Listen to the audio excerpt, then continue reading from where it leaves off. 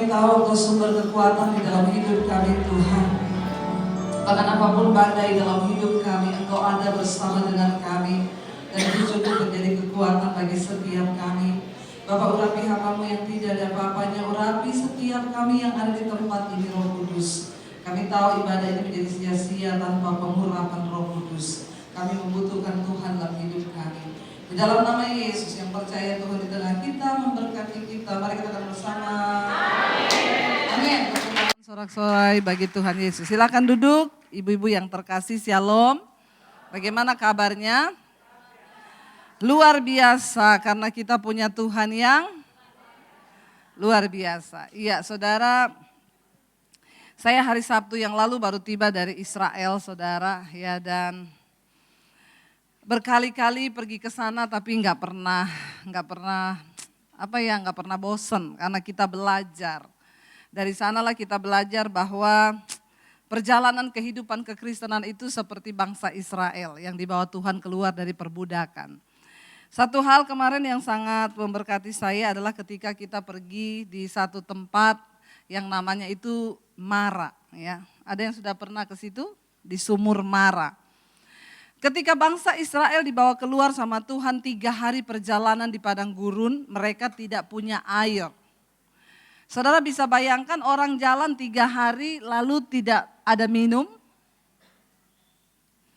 Ya saudara, saya pernah berpuasa dulu 3 hari 3 malam tanpa minum, ya. Lalu pada hari yang ketiga di sekujur tubuh saya itu mengeluarkan bintik-bintik merah semua. Lalu teman saya ajak saya ke dokter, lalu dokter bilang, ini kenapa bisa begini? Saya bilang saya sedang berpuasa 3 hari 3 malam. Tanpa minum, iya. Lalu dokternya bilang, kalau secara medis orang tidak makan 3 hari masih bisa hidup. Tapi kalau tidak minum 3 hari itu nggak bisa. Tapi saya bilang sama dokternya ini karena kuasa Tuhan. Saudara, ya saya puasa 3 hari itu turun langsung 5 kilo. Ada ibu-ibu yang mau turun langsung 5 kilo, coba puasa ya 3 hari 3 malam. Lalu saya membayangkan itu kemarin waktu saya ada di sana. Kita baca dulu yuk, Keluaran pasal 15 ayat 22 mulai. Keluaran pasal yang ke-15 ayat 22. Jadi saya ini sebenarnya masih kurang tidur saudara. Dan tadi pagi jam 4 saya harus bangun untuk terbang ke sini. Jakarta lagi banjir, doakan Jakarta, amin. Ya, Keluaran pasal 15 ayat yang ke-22. Mari kita baca sama-sama 1, 2, 3. Musa menyuruh orang Israel berangkat dari Laut Teberau, lalu mereka pergi ke padang gurun Syur. 3 hari lamanya mereka berjalan di padang gurun itu dengan tidak mendapat. Saya pengen saudara coba membayangkan ya, makanya kalau kita pergi ke Israel itu kita melihat saudara, kita naik bus ya lihat kanan kiri itu astaga padang gurun gak ada pohon. Itu panasnya minta ampun, saya bisa membayangkan benar-benar ketika ada di bus. Sebenarnya perjalanan bangsa Israel dari Mesir menuju ke tanah perjanjian itu hanya 11 hari. Ditempuh dengan jalan kaki. Kita naik bus 8 jam. Tapi bangsa Israel berputar selama berapa? 40 tahun. Kenapa saudara? Bagi Tuhan membawa bangsa Israel keluar dari Mesir itu cuma membutuhkan waktu 11 hari perjalanan. Tapi butuh waktu 40 tahun untuk mengeluarkan Mesir dari otak dan pikirannya bangsa Israel. Seringkali kita juga begitu kan? Ada masalah nih, saya layani satu orang ibu, suaminya selingkuh saudara. Lalu sudah ketahuan, sudah selesai semua, sudah selesai. Suaminya mengaku bertobat, dia minta ampun, ya dia hilaf. Bapak-bapak bisa hilaf, ibu-ibu amin. Kok ibu-ibu tertawa ya? Kalau sekali itu namanya hilaf. Kalau 2 kali kehilafan. Kalau 3 kali dihilaf-hilafkan. Ya. Karena ini baru sekali. Sudah beres suaminya nangis sampai suaminya tanya sama saya, "Bu, apakah saya ini diampuni oleh Tuhan?" Oh berarti benar hilaf. Saya takut masuk neraka. Oh berarti hilaf. Ya. Tapi saudara, yang namanya mengeluarkan itu dari hati dan pikirannya istrinya tidak semudah kita ngomong. Istrinya begitu terluka. Bagi Tuhan mengeluarkan bangsa Israel dari Mesir menuju tanah perjanjian cuma butuh waktu 11 hari. Tapi untuk mengeluarkan Mesir dari pikirannya bangsa Israel butuh waktu 40 tahun. Apakah kita juga termasuk seperti bangsa Israel yang hari ini sedang berputar-putar?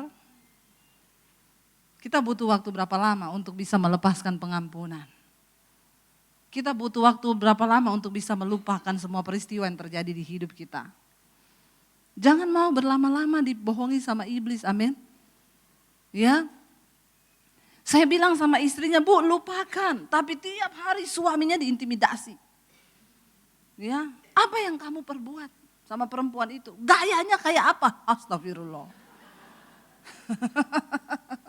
Ya, suaminya sudah stres saudara. Kamu gak usah tanya gaya kayak apa yang aku lakukan, aku mau melupakan. Tapi tiap hari istrinya berputar di padang gurun. Tidak bisa hilang dari pikirannya. Dia bilang gak bisa Bu Debbie, saya sudah berusaha, saya sudah mengampuni suami saya. Tapi tiap hari ya ngomong terus kayak begini, kayaknya harus dibaptis ulang. Direndam agak lama. Berapa? 15 menit. Lalu tidak lupa dimasukin airnya sedikit di mulut. Maka dia buka mata langsung di rumah Bapa di sorga. Jangan ingat-ingat saudara. Bayangkan 40 tahun itu bukan waktu yang singkat. Sampai beberapa generasi mati di padang gurun. Dikubur di padang gurun. Karena buat Tuhan mengeluarkan Mesir dari pikiran bangsa Israel itu tidak mudah. Ya, mereka berjalan 3 hari nih saudara. Bayangkan tidak ada air, mereka betapa kehausan. Kalau kita bayangkan di Surabaya, ini aja panasnya masih agak begini nih saudara ya. Ini saya tadi pagi kedinginan, sekarang saya kepanasan. Tapi terima kasih, bayangkan 12 hari di Mesir tidak ada keringat satupun yang keluar. Jadi di badan itu juga agak gak enak ya. Kita yang sudah terbiasa panas sampai di sana itu tidak keluar keringat saudara, makanya badannya agak-agak meriang. Makanya corona tidak bisa hidup di Indonesia. Bersyukur, amin.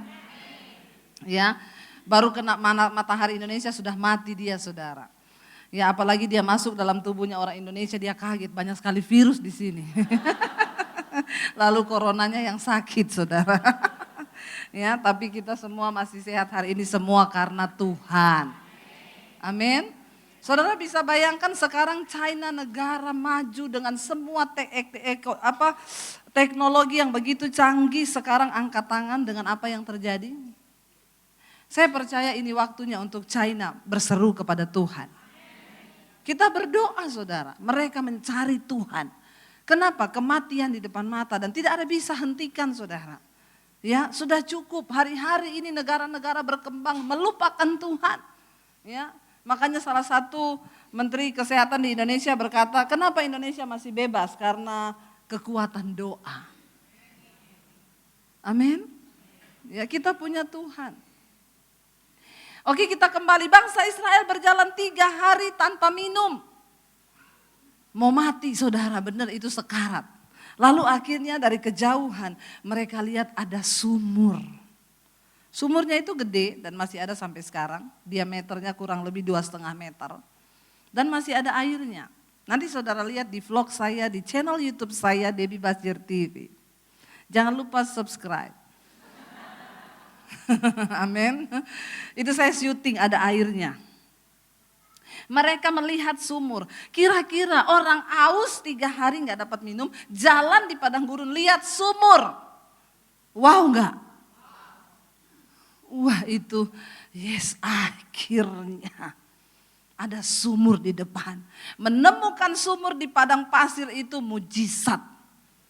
Seringkali di hidup kita ketika kita ada masalah, kita pikir kita udah mau lihat mujizat nih. Ya, wow di depan ada mujizat. Ternyata benar mereka lihat sumur, diintip ada airnya, ada airnya.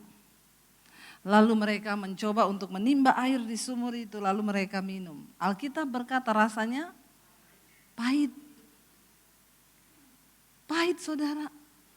Saya bisa membayangkan bagaimana bangsa Israel begitu kecewa ketika mereka berharap akan dapat air. Waktu mereka minum rasanya pahit.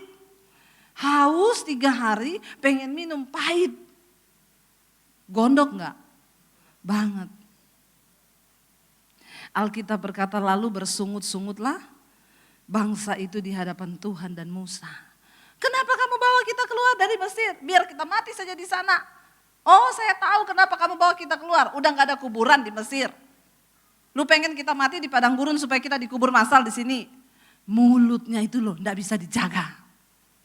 Makanya Tuhan bawa berputar 40 tahun. Ibu-ibu, hello. Jangan mau dibawa berputar dalam hidup ini, amin. Kenapa? Karena mulut. Wanita itu survei membuktikan seorang perempuan itu mengeluarkan 30.000 kata sehari. Tapi apa yang keluar dari mulut kita setiap hari? Apakah sungut-sungut atau ucapan syukur? Atau kita menyalahkan suami kita menyalahkan anak-anak kita? Saudara, saya lagi banyak belajar ilmu psikologi hari-hari ini. Ya saya mau bilang sama saudara, kalau bangun pagi itu hindari memarahin anak, mengucapkan kata-kata yang buruk kepada anak, kepada suami dan kepada orang di sekitar kita waktu pagi hari. Kenapa? Karena waktu pagi jiwa itu masih bersih. Kita baru tidur semalaman, jiwa ini masih kosong, masih bersih. Anak-anak yang kepahitan itu biasanya yang dimarahin pada waktu pagi hari. Makanya mulai sekarang ibu-ibu dilarang marah anak waktu pagi, amin. Loh, malam. Lalu malam, tidak boleh juga memarahin anak atau mengucapkan kata-kata yang buruk bagi orang di sekeliling kita pada waktu malam hari. Kenapa? Karena malam itu orang mau tidur, diusahakan ketika mau tidur jiwa itu bersih. Makanya Daud berkata, pada waktu malam, di atas tempat tidurku, aku mengingat akan kesalahan dan dosa-dosaku. Lalu aku meminta ampun kepada Tuhan sehingga aku bisa berbaring dengan jiwa yang murni dan bersih. Pada waktu pagi, Daud bilang, ketika aku bangun, aku mengatur persembahanku bagi Tuhan. Aku mengatur ucapan syukur, aku menaikkan pujian pada waktu pagi hari. Supaya hidupmu sehat, 1 jam sebelum tidur malam, jiwa sudah harus bersih, katakan. Jangan berantem waktu malam, cepat mati. Bilang amin. Kalau mau tidur harus diberesin sama suami, katakan. Supaya tidak muncul akar pahit, kepahitan di dalam hati kita. Nggak boleh berantem waktu malam hari saudara ya. Waktu mau tidur jangan berantem. Usahakan jiwa kita itu murni, jiwa kita tenang ketika kita mau tidur malam hari. Saya itu paling takut kalau mau tidur malam lalu berantem sama suami. Saya nggak bisa tidur, saya harus beresin malam itu sebelum saya tidur. Kenapa? Karena saya takut nanti saya tidur malah marah-marah hatinya, saya mimpi ketemu kuntilanak dicekik mati. Maka masuk neraka. Amin. Beresin. Waktu malam mau tidur tuh beresin. Tuhan lihat hatiku, lihat hidupku. Apa yang tidak beres-bereskan. Sampai saudara, haleluya baru ada di Victory begini. Malah gak jadi korban nanti saya. Angin sepoi-sepoi ya. Terima kasih Ibu buat pengertiannya. Tepuk tangan buat Victory dong. Tadi saya ini kedinginan saudara, makanya saya pakai sweater, di pesawat masih kedinginan, sampai turun masih kedinginan, ternyata di sini saya jadi sehat. Lalu saudara, pada waktu malam hari jiwa kita harus bersih, jangan ada kepahitan, oh haleluya. Kan gak seru juga masa saya khotbah begini ya saudara ya. Udah kayak ibu presiden saudara, gak usah matiin aja, gak apa-apa saya keringetan gak apa-apa. Ini gimana matinya? Oh sudah.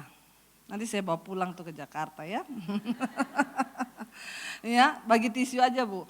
Saudara, saya berusaha malam hari itu saya tidur dengan jiwa yang bersih. Kenapa? Karena menurut ahli psikologi itu saudara, jiwa kita itu harus tenang pada waktu malam dan Alkitab juga mengiyakan itu. Pada waktu malam di pembaringan, ya aku memeriksa hatiku dan batinku apakah ada sesuatu yang tidak berkenan di hadapan Tuhan. Lalu aku berbaring untuk tidur. Sekarang ini yang namanya orang mati itu gak tunggu sakit loh. Bener gak saudara? Coba sebut aja apa coba. Mau olahraga kemarin BCL sekarang jadi janda muda. Cantik. Apakah ada yang menyangka saudara? Menurut kesaksian teman-temannya suaminya. Makanannya itu sangat dijaga. Tidak pernah makan gorengan. Kayak kita. Ya, makanannya bersih. Olahraga, kurang apa coba, tidak ada lemak. Saudara lihat benar enggak? Wah itu tidak ada satupun kayak kita begini masih ada, banyak. Ya, tidur, olahraga, vitamin semuanya baik. Saya yakin artis begitu enggak mungkin enggak check up. Mereka pasti sangat concern dengan kesehatan, itu pasti check up. Rutin gula darahnya berapa, ininya berapa. Rutin, tapi yang namanya ajal, kalau sudah datang dia lagi mau dipakai untuk iklan salah satu alat kesehatan jantung loh. Lo bener gak saudara? Tragis gak? Tapi dari situ kita bisa lihat ya. Malam-malam pulang, BCL-nya pulang syuting jam 2 malam masuk rumah masih sempat ngobrol, bikin Indomie. Ya, tidur bablas. Gak ada yang tahu hidup ini. Bagian kita berjaga-jaga. Gak usah takut mati, amin. Kalau sudah waktunya, mau kemana, bener gak? Makanya orang bingung virus, kalau belum waktunya mati, enggak mati. Gak usah terlalu takut dengan berita-berita, amin. Kalau sudah wayai mati ya mesti.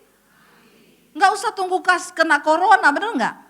Tidur aja di tempat tidur, wahai mati ya mati. Apa sih lagi yang mau kita takutkan di dunia ini? Makanya saya cuma mau bilang tadi malam itu teman saya, kita kan persekutuan doa. Jadi saya ini pulang dari Israel belum tidur saudara. Saya nyampe itu Sabtu malam, jam 5 pagi subuh hari Minggu saya harus pelayanan ke Bekasi. Bangun jam 5 pagi, padahal malam itu saya gak bisa tidur. Karena biasanya di sana kalau tengah malam di sini kan di sana itu kita makan siang. Jadi jam 12 malam suami saya udah ngorok, saya lapar. Jadi saya turun ke bawah saya makan saudara. Udah gak bisa tidur, bayangkan jam 5 pagi saya harus khotbah di Bekasi. Waktu jam 10 saya ngantuk luar biasa, tapi kan saya harus khotbah. Gak tidur. Lalu balik hari Minggu malam juga tidak mengantuk sampai tengah malam. Lalu kemarin Senin pagi tetap juga pagi saya gak bisa bangun sampai siang ya. Jam 7, jam 6 udah bangun. Tadi malam kami doa sampai jam 11 malam. Dan tadi pagi saya harus bangun jam 5 subuh. Teman saya bilang gini, Bu hati-hati loh. Kenapa? Jaga kesehatan loh. Kenapa? Suaminya BCL itu kecapean. Dia menakuti saya saudara. Saya jawab begini, Bu ya gak apa-apa. Kenapa? Waktu Tuhan masih punya kepentingan dengan hidup kita. Dan hidup kita masih berdampak bagi kerajaan Allah. Tuhan masih kasih kita hidup. Tapi orang kalau hidupnya sudah tidak berdampak bagi kerajaan Allah, cepet-cepet check out. Lo bener enggak? Buat apa lagi hidup? Bagaimana berdampak bagi kerajaan Allah? Bukan cuma kayak saya khotbah kemana-mana, enggak. Bagi suamimu engkau berdampak. Bagi anak-anakmu engkau berdampak, engkau bisa mengubah sesuatu yang pahit itu menjadi manis bersama Tuhan, amin. Berapa banyak yang mau umur panjang? Yang mau umur panjang saja angkat tangan, yang tidak usah. Yang masih mau umur panjang, hiduplah berdampak bagi kerajaan sorga. Supaya umur panjang, karena Tuhan masih punya kepentingan dengan hidupmu. Tapi orang kalau Tuhan sudah tidak punya kepentingan dengan hidupnya, udah selesai. Amin. Jadi bukan soal makanan, saya kan dulu pernah cerita di sini itu Oma saudara. Saya ketemu bapak-bapak 100 4 tahun. Saya tanya Bapak, rahasianya 104 tuh gimana? Dari umur 40 tidak makan nasi, tidak makan karbo, tidak makan yang manis-manis, tidak makan daging, sayur, buah, air putih. Dari umur 40 mencapai 104. Wow, berhasil. Jadi 104 saya tanya, sekarang mau didoakan apa Pak? Pengen mati. Ya, kenapa pengen mati? Sudah tidak berarti hidup saya Bu. Jangan bilang begitu. Iya istri saya sudah mati, anak saya sudah mati, saya tidak mati-mati. Kalau tahu begitu nggak usah diet dari dulu umur 40, benar nggak? Makan aja apa yang mau dimakan. Saya diundang ke salah satu keluarga ibu, ulang tahun oma saya, ibu yang khotbah ya, omanya ibu, iya masih ada, iya saya datang saudara, umur 105. Saya tanya gini, oma rahasia umur panjangnya apa? Masih sehat dia duduk di kursi. Oma rahasia umur panjangnya apa oma? Minum Coca-Cola sama es batu. Saya bilang oma ini udah pikun. Saya panggil cucunya, Bu sini deh kayaknya oma pikun. Kenapa? Saya tanya rahasia umur panjangnya apa, dia bilang minum Coca-Cola sama es batu. Cucunya bilang, beneran Bu Debbie? Hah? Itu dari muda kalau makan minumnya Coca-Cola sama es batu. Terus dia ada diet atau jaga makan apa? Enggak, semua dimakan plus Coca-Cola sama es batu. Saya duduk di situ ada botol Coca-Cola yang gede di tangannya dia. Pegang gelas, dituang terus. Katanya gini, kalau jam 10 pagi kan dia harus minum susu Bu. Itu habis minum susu udah gini, Coca-Cola. Ih ampun loh Oma. Desember yang lalu, saya Natalan lagi di rumahnya diundang lagi khotbah. Oma ulang tahun yang ke-107. Dan masih dengan Coca-Cola di tangannya. Yang satu dari umur 40 diet, jaga makan tembus 104. Ini tidak diet-dietan plus Coca-Cola sama es batu. 107. Terus anak saya bilang, Mami berarti aku boleh minum Coca-Cola. Oma sampai 107, saya bilang sama anak saya, enggak boleh nak. Loh kenapa? Nanti kamu sampai 107 tidak mati-mati. Kata anak saya, Mami itu loh ada aja alasannya. Kamu mau sampai 107 tidak mati-mati? Ada di sini yang mau? Siapa yang mau hidup sampai 100 tahun lebih? Enggak mau kan? Kenapa saudara? Tubuh kita ini kan ada kadaluarsanya kan. Umur 100 tahun cuma duduk terkapar, telinga udah gak denger. Benar gak? Ya, udah gak bisa jalan. Makanya saya mau bilang kalau engkau Tuhan masih punya kepentingan atas hidupmu di dunia ini. Dan engkau mau menjadi orang yang berdampak bagi kerajaan Allah selama engkau di dunia ini, umur panjang. Karena Tuhan masih punya rencana. Tapi kalau berdoa jangan minta terlalu panjang-panjang. Nanti rempong saudara. Oma dan opa itu 104, 107. Saya tanya mau didoakan apa Oma? Pengen pulang ke rumah Bapak.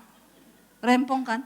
Saya ketemu orang yang 100 tahun semua tanya mau didoakan apa? Pengen mati. Ya saya kan tidak mungkin berdoa dalam nama Yesus, matilah kau. Enggak bisa kan saudara, karena mati hidup itu di tangan Tuhan.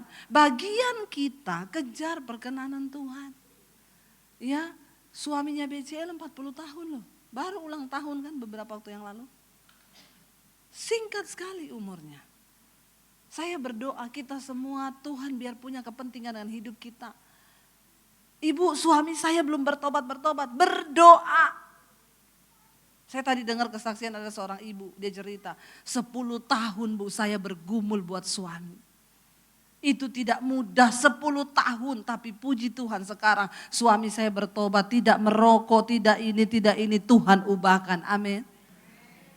Ada waktu Tuhan mengubah sesuatu yang pahit menjadi manis. Waktu kita mau bayar harga, amin saudara. Saya kemarin ketemu dengan 2 orang suami istri, mereka cerita Bu tadinya kami sudah mau cerai. Lalu saya dengar khotbah ibu. Lalu kami putuskan untuk tidak bercerai, kami putuskan untuk memperbaiki. Puji Tuhan suami saya juga mau memperbaiki. Lalu kami sama-sama memperbaiki. Tadinya suaminya selingkuh terus saudara. Istrinya sudah nggak tahan. Mereka coba memperbaiki. Sampai istrinya itu bilang gini, saya nonton khotbahnya Ibu Debbie yang tentang itu loh Bu. Ada ibu-ibu mau bunuh dogi suaminya. Yang nonton pasti tertawa. Jadi ceritanya ada ibu-ibu di Jakarta telepon saya, Bu Debbie, iya Bu saya mau bunuh doginya suami saya Bu. Kenapa? Mau saya racun. Kenapa dogi mau dibunuh? Ibu tahu nggak suami saya itu lebih perhatian sama doginya daripada saya. Ibu-ibu ini, dia kalau pulang kerja sore ibu, tidak pernah masuk rumah temuin saya, langsung belok kanan ke kandang dogi. Lalu dia bercengkrama dengan dogi itu dan saya gondok melihatnya. Makanya saya mau beracun itu dogi. Saya bilang ibu, jangan ibu berdosa kalau meracun dogi. Daripada ibu kepahitan sama dogi, ibu bunuh dogi. Mending ibu belajar dari.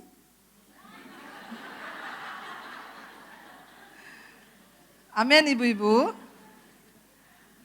Hidup ini adalah proses belajar. Dari siapapun kita bisa belajar. Saya bilang gini, coba ibu perhatikan dogi itu. Kenapa suami ibu senang sama dogi?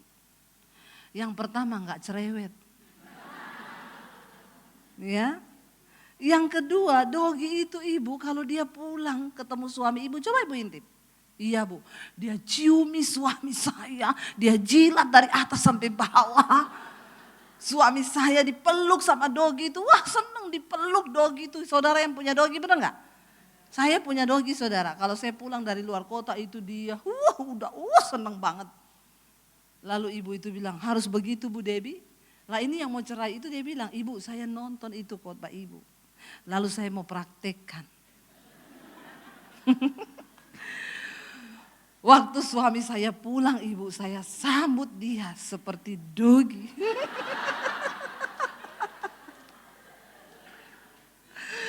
Terus, tapi ibu tahu saya sudah bersemangat menyambut suami saya. Suami saya melihat saya dan ngomong gini, kayak anjing gila.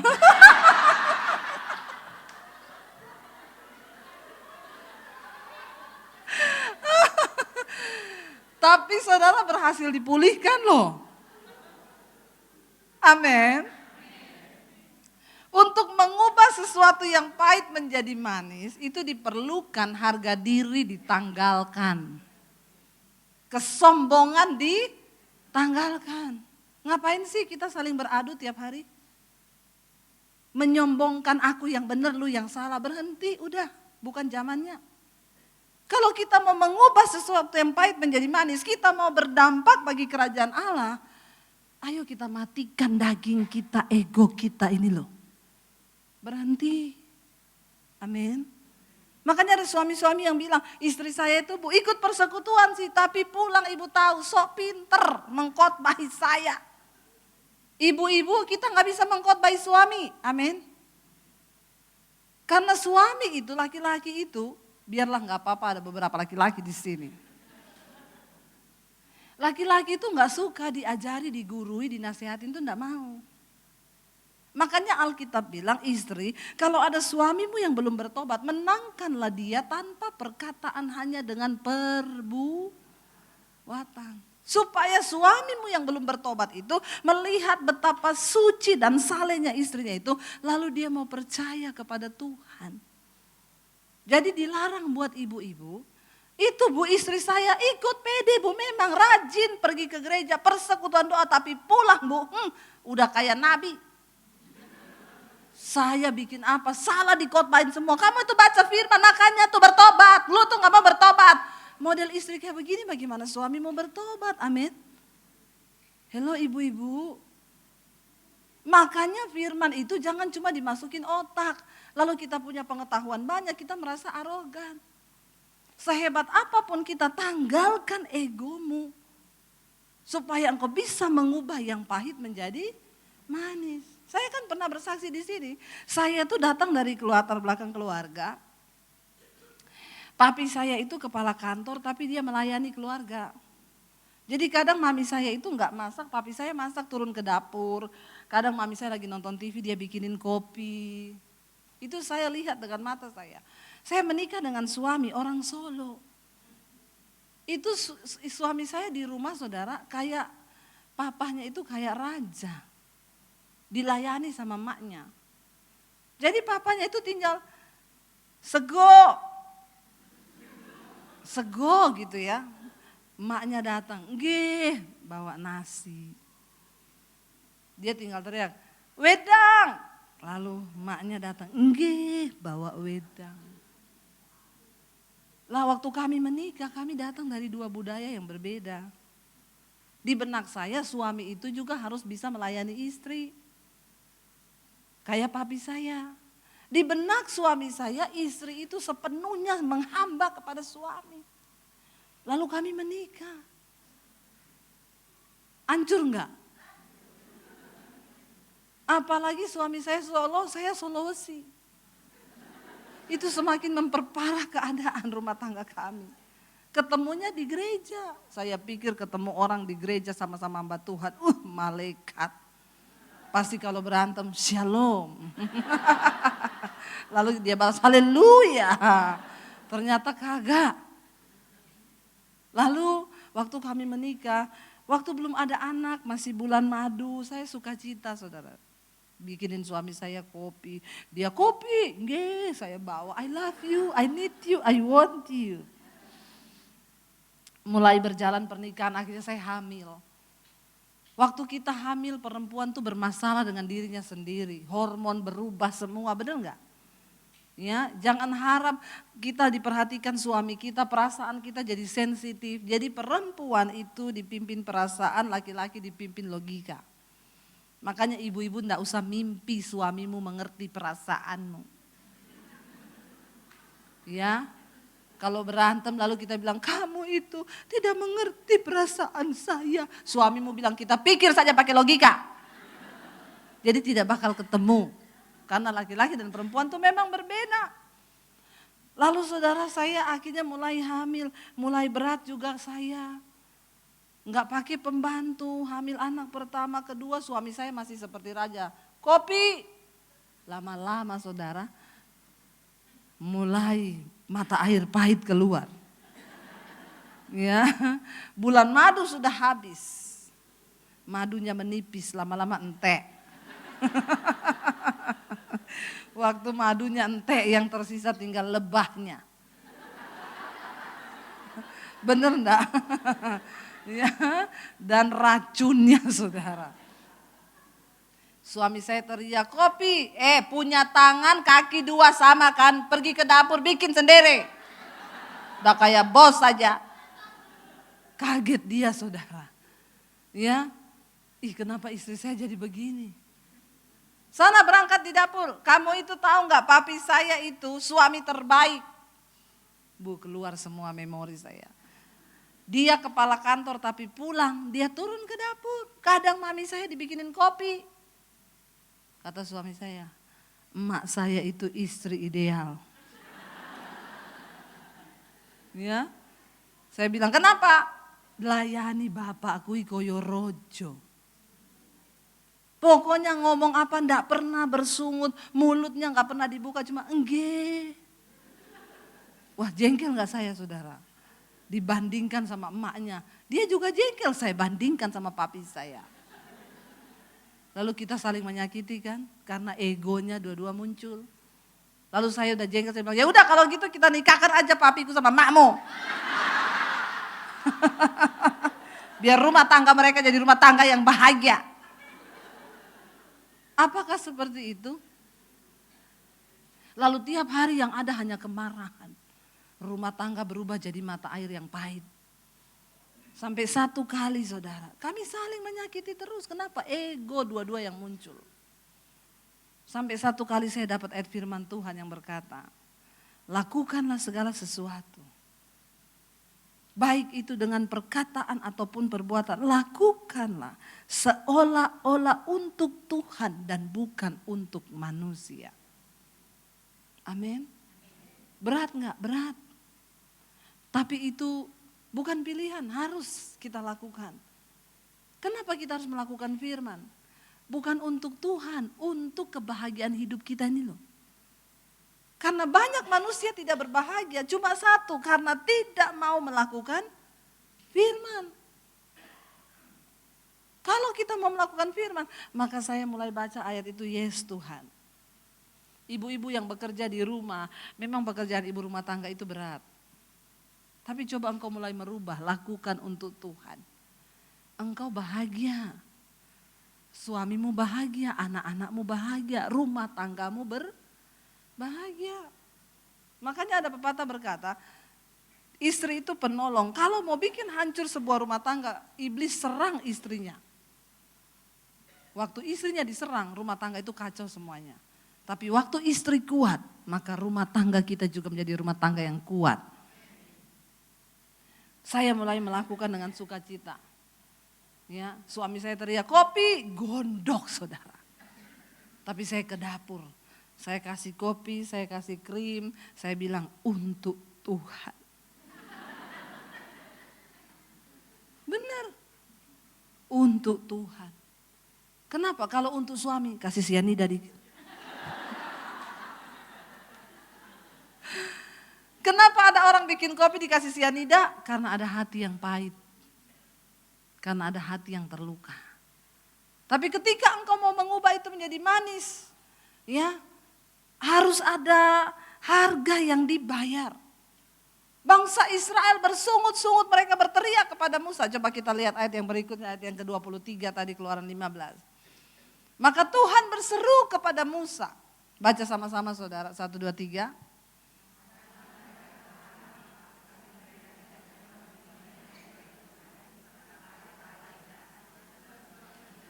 Ayat 24 berkata apa di sana, 24. Lalu bersungut-sungutlah bangsa itu kepada Musa, kata mereka, apakah yang akan kami minum? Ayat 25, kita baca sama-sama. Musa berseru-seru kepada Tuhan dan Tuhan menunjukkan kepadanya sepotong kayu. Musa melemparkan kayu itu ke dalam air, lalu air itu menjadi manis. Di sanalah diberikan Tuhan ketetapan-ketetapan dan peraturan-peraturan kepada mereka, dan di sanalah Tuhan mencoba mereka. Saya yakin mungkin ini pikiran saya dan tidak ada di Alkitab. Ya, sekali lagi tidak ada di Alkitab. Tapi kemarin waktu saya berdiri di depan sumur Mara itu, tiba-tiba terbersit. Sebenarnya air itu tidak pahit.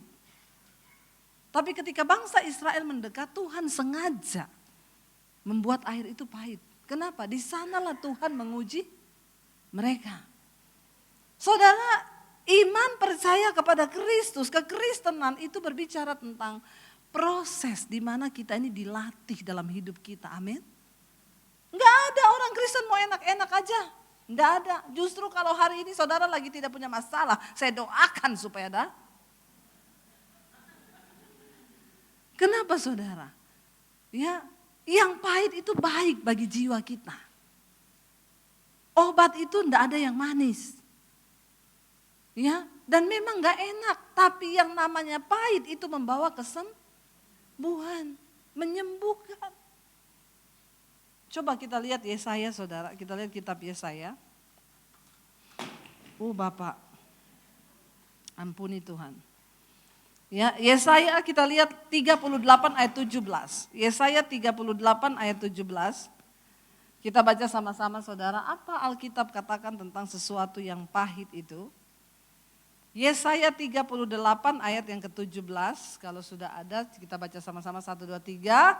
Sesungguhnya penderitaan yang pahit menjadi keselamatan bagiku. Engkaulah yang mencegah jiwaku dari lubang kebinasaan, sebab engkau telah melepaskan dan melemparkan segala dosaku jauh dari hadapanmu. Di sini dikatakan saudara, sesungguhnya penderitaan yang pahit itu menyelamatkan jiwa kita. Tuhan itu mengizinkan saya itu berdiri di depan sumur itu kemarin di sana. Saya pikir ya nggak mungkin ya ada sumur orang gali terus airnya tuh pahit. Itu karena bangsa Israel mau lewat udah 3 hari nggak dapat air. Tuhan mau mencobai. Di ayatnya dikatakan disitulah Tuhan memberikan ketetapan dan peraturan. Lalu Tuhan mencobai bangsa Israel. Makanya ada ibu-ibu yang telepon saya gini, Bu, saya kepahitan sama mertua sama ipar saya. Kenapa? Kelakuannya sama saya, Bu. Saya tuh nggak tahu saya salah apa. Saya udah baik, tetap mereka tuh jahat sama saya. Saya bilang puji Tuhan. Dia bilang, kenapa ibu bilang puji Tuhan? Ibu itu sedang dilatih oleh Tuhan menjadi seorang prajurit. Sampai kapan, Bu? Sampai ibu merasa yang pahit itu manis. Sampai ibu waktu disakiti mertua dan ipar ibu, ibu sudah bisa tersenyum dan tidak merasa sakit hati lagi. Jangan mengharap keadaan berubah untuk kita. Engkaulah yang harus berubah terhadap keadaan. Amin. Walaupun suamimu belum berubah, tetap bersyukur Tuhan, terima kasih. Itulah perbedaan kita dengan orang dunia. Alkitab berkata Tuhan izinkan. Kenapa? Yang pahit itu baik bagi jiwa kita, mendatangkan keselamatan bagi jiwa kita. Makanya jadi Kristen itu jangan cuma berharap yang manis-manis. Saya tuh bersyukur saudara, tidak henti-hentinya saya mengulang semua kesaksian hidup yang pernah saya alami bersama dengan Tuhan. Orang lain berkata ikut Yesus itu enak. Tapi bagi saya, ketika saya menerima Yesus itu sebuah penderitaan besar dalam hidup saya. Kenapa? Saya kehilangan keluarga saya. Saya mau dibunuh sama orang tua saya. Saya diusir dari rumah saya, tidak boleh bawa ijazah apapun. Dan saya keluar, saya memulai hidup di mana hidup saya itu ada di garis rata-rata, di bawah garis rata-rata. Saya hidup tanpa uang 1 sen pun. Dan tanpa ada satu orang pun yang bisa saya jadikan tempat sandaran di hidup saya. Dan itu hidup yang sangat pahit. Tapi kenapa saya bersyukur saudara? Itu yang membuat iman saya hari ini menjadi seperti ini.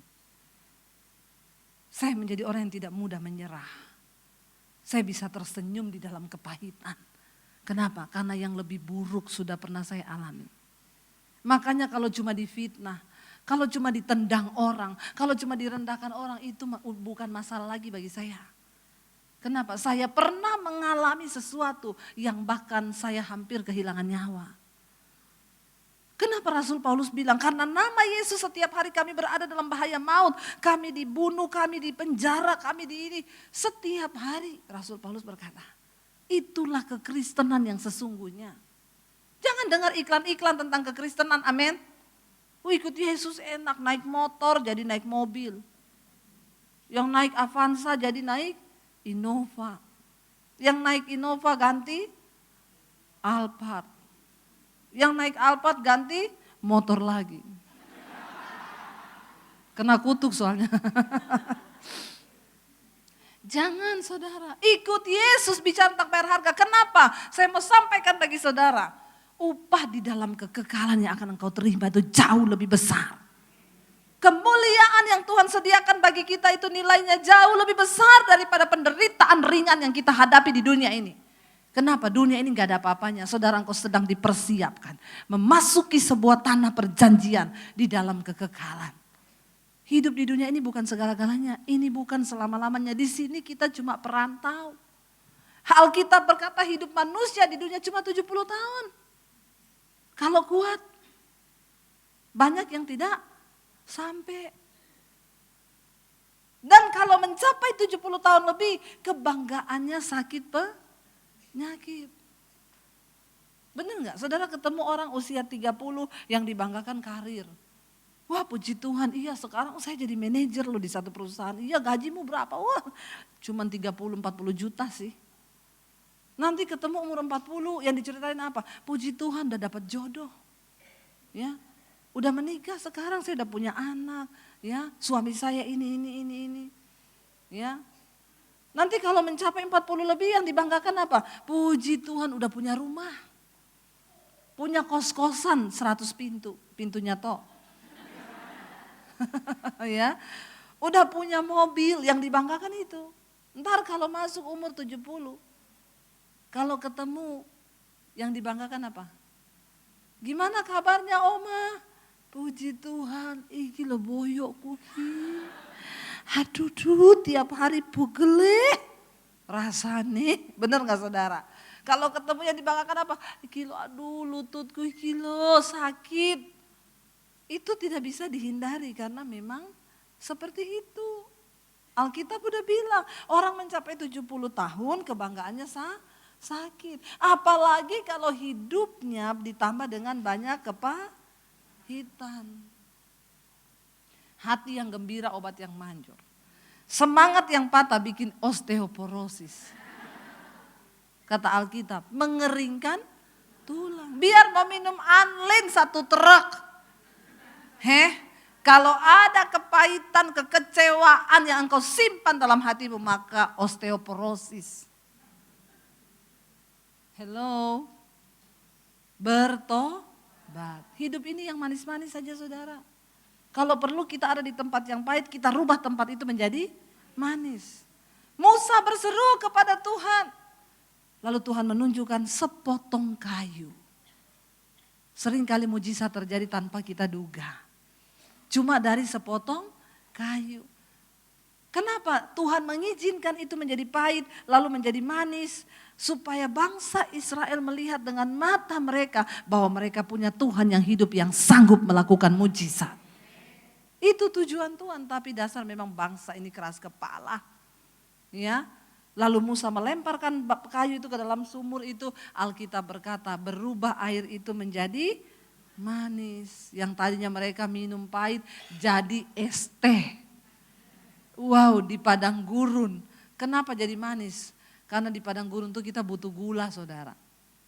Kalau cuma duduk-duduk di rumah jangan terlalu banyak makan gula. Nanti jadi diabetes. Itu saya kalau di Israel sana itu kadang gak nafsu makan, tapi saya selalu ambil kurma. Kurmanya di sana itu kan kurma yang masih mentah, dari pohon dipetik. Manis rasanya. Kalau saya udah pusing, mual, capek, makan saudara. 2 biji aja, langsung cespleng loh. Ya, ada gula yang masuk. Tuhan itu hadir membawa mujizat dalam hidup kita supaya kita ini bergairah dalam pengiringan kita sama Tuhan. Jangan cuma bergairah waktu dapat mujizat, dapat uang, dapat ini. Waktu gak ada duit, engkau masih bisa bersyukur enggak? Itu engkau mengubah yang pahit menjadi manis. Amin. Suamimu melihat, ayo saudara, kebahagiaan itu tidak jauh, dia berada sangat dekat di dalam hati kita. Waktu engkau memutuskan untuk aku melakukan firman. Kita baca ayat yang terakhir saudara. Kembali ke Keluaran 15 tadi. Ayat yang berikutnya di sana dikatakan apa? Keluaran 15. Alkitab berkata, ya, Keluaran pasal 15.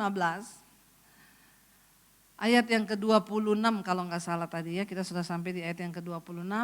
Multimedia, ya. Ayat 27. Engkau membawa mereka dan kau apa? Keluaran pasal 15 ya, ayat yang ke-27. Jika kamu sungguh-sungguh, firman Tuhan di situ ketika Tuhan sudah membuat mujizat, baca sama-sama 1, 2, 3.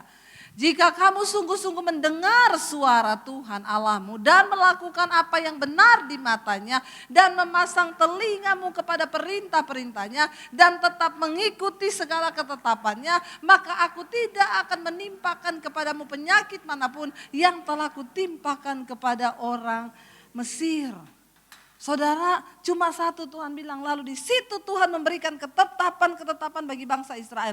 Ayo saudara, hidup kita berbahagia waktu kita mau menjadi pelaku firman. Tidak ada yang lain. Biar orang mau kasih nasihat apa, saudara tolong kembali kepada firman Tuhan. Ada orang-orang yang datang konseling sama iparnya atau sama suami saya tuh gini-gini. Lagian lu bodoh banget, ngapain lu layani suami kayak begitu? Kalau saya mah saya racun. Jangan didengar nasihat orang fasik. Saudara harus pegang firman Tuhan.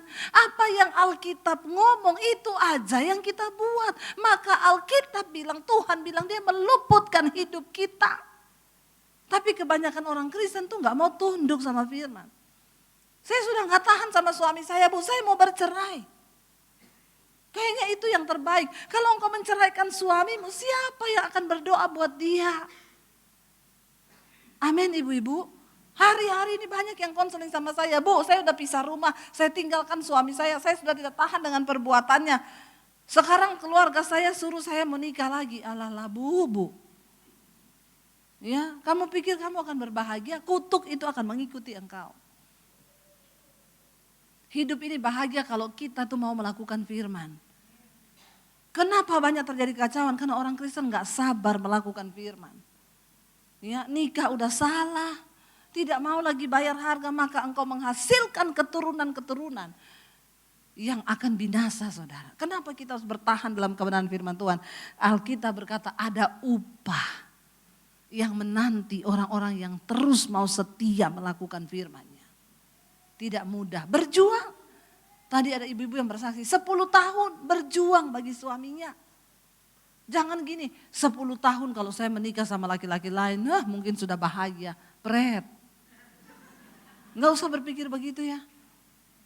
Ayo kita jalani apa yang ada di depan. Banyak sekarang yang konseling, Bu, saya sudah tinggalkan suami saya. Lalu sekarang keluarga saya itu mau jodoh-jodohin saya. Dalam hati saya memang lu mau kayak begitu. Nah, apa Bu yang harus saya lakukan? Tidak boleh menikah dulu. Berdoa bagi suamimu supaya dia bertobat. Masa harus begitu? Begitu harus begitu. Doakan suami anak-anakmu supaya mereka kembali kepada jalannya Tuhan. Karena kita tidak akan pernah berbahagia waktu kita lari dari ketetapan Tuhan. Kemarin ada seorang ibu, saudara. Aduh, di Jakarta itu saudara banyak persoalan-persoalan tuh yang saya mau salahin setan juga, tidak semua salahnya setan. Nanti setan bilang lagi, aku lagi yang salah loh. Padahal itu dagingmu loh. Karena daging kita ini tidak ada hubungannya sama setan, ini daging. Galatia 5:19-21 berkata apa? Keinginan daging telah nyata, percabulan, kenajisan, hawa nafsu-nafsu jahat itu daging, itu bukan setan. Jadi kalau ada orang yang selingkuh jangan salahkan, enak aja. Ya gara-gara setan Bu, setan bilang enak di lu sial di gua. Ya, jadi ibu itu cerita sama saya, Bu Debbie, saya menikah sama suami saya. Ya, hampir 20 tahunan kami menikah. Tapi selama menikah saya itu suami saya kasar. Ya, suami saya kasar, dia tidak pernah mau melayani saya, dia nggak pernah kasih saya uang, Bu, dia berubah, Bu. Bahkan maaf Bu ya, untuk belai saya pun nggak pernah. Kasihan, memang banyak ibu-ibu jablay. Jarang dibelai. Jadi tolong bapak-bapak yang ada di sini saja, bapak-bapak, setidaknya engkau masih punya istri, belailah istrimu, amin. Supaya dia tidak jablay. Karena kalau istri jablay bahaya, ketemu belayan di luar bisa langsung klepek-klepek. Lalu dia bilang, karena saya mengalami banyak kepahitan dengan suami saya, tidak pernah dibelai, tidak pernah gini, dia terus menyakiti saya, Bu. Akhirnya saya jatuh dengan teman kerja saya, cuma gara-gara satu belayan. Lalu klepek-klepek, karena memang jarang dibelai. Yang lebih mengagetkan saya lagi waktu dia bilang, ibu tahu selingkuhan saya yang teman kerja saya itu siapa? Ditunjukkan fotonya kepada saya. Seorang wanita cantik. Bu, dia janda. Lesbi. Ini dunia memang sudah mau kiamat. Ngeri enggak saudara? Ya. Kami jadi pasangan lesbi tidak tanggung-tanggung. 7 tahun. Angka kesempurnaan. Ya, saya dengar khotbahnya ibu di YouTube. Saya merasa saya harus terbuka sama ibu tentang dosa ini. Saya bilang ibu bertobat. Lalu suami gak curiga? Enggak Bu, bagaimana dia curiga? Orang kita sama-sama perempuan. Jadi kalau pergi keluar kota nginap bareng. Sekarang ini ngeri saudara, ngeri. Dosa itu bekerja luar biasa. Makanya kita juga suami istri jaga dalam rumah tangga kita ya. Kalau sudah begini saudara, bagaimana anaknya gak kena kutuk? Ibu hidup dalam kenajisan.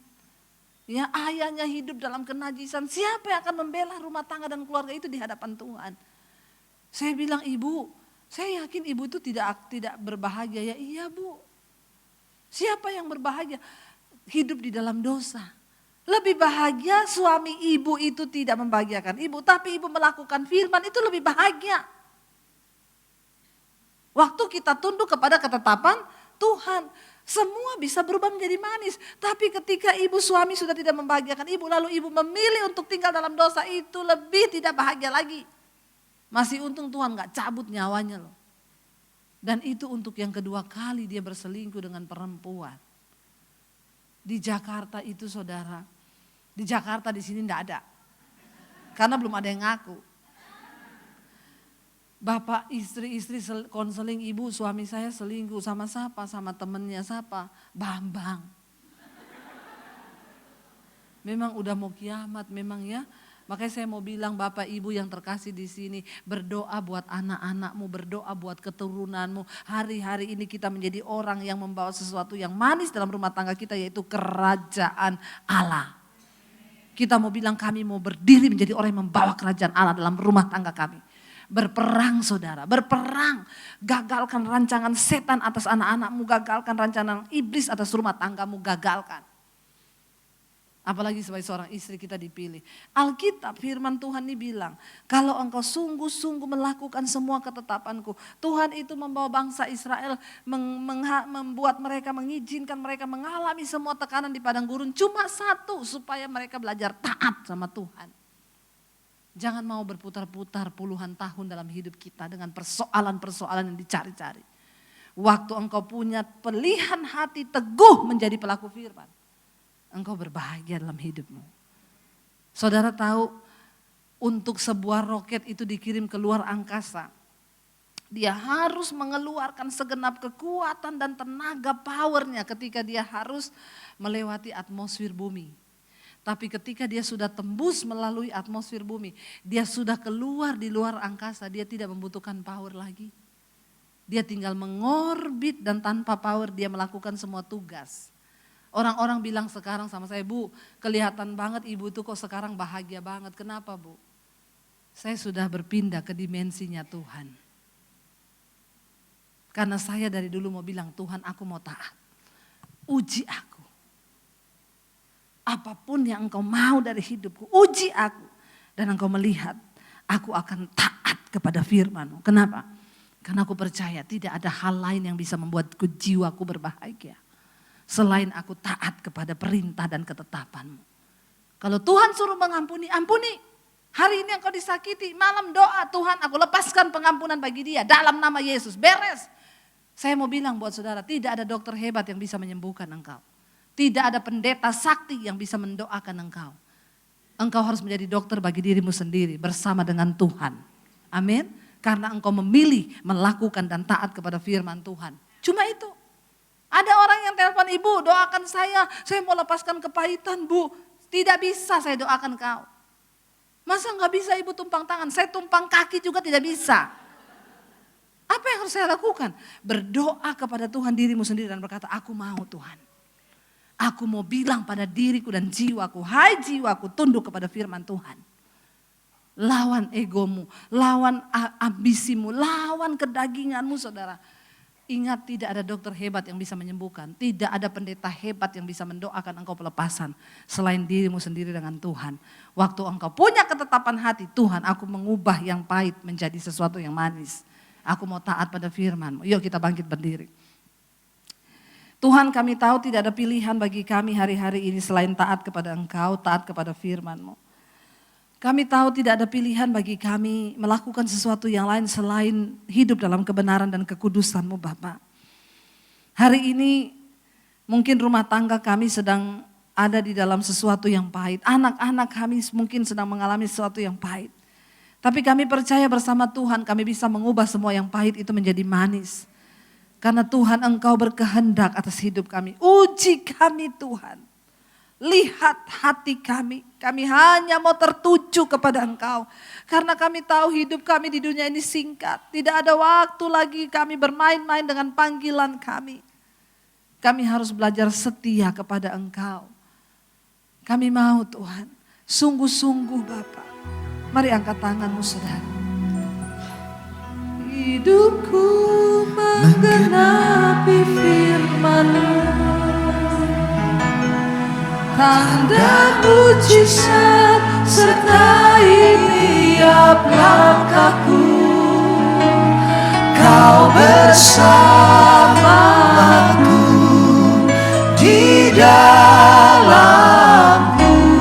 jadi bukti kebesaran. Angkat tanganmu pada Tuhan, katakan, hidupku menggenapi firman-Mu. Tanda mujizat sertai tiap langkahku. Kau bersamaku